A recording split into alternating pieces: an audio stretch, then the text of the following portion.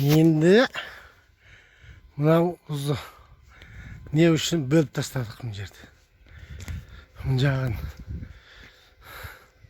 көшет өсіріп арнап, başka zaman paket жауған жоқпын. Мына осыған ғана үлгеріп жатырмыз. Бұл жерін ағашпен бүйтіп, абырш өткімен немен бөліп қойдық бүйтіп. Бұған салафан ұстаймыз. Астың жағын не енді оны көңменен бірақ жауып тастаймын төмен жақ. Кірпіштен, тесік кірпішті жатқызып қойдық оған. Артынан көңменен тындырып тастаймын бұл жерде. Біздің міне неміз осындай болды. Мынау теплицамыз. Енді ішіне паровой орнатамыз.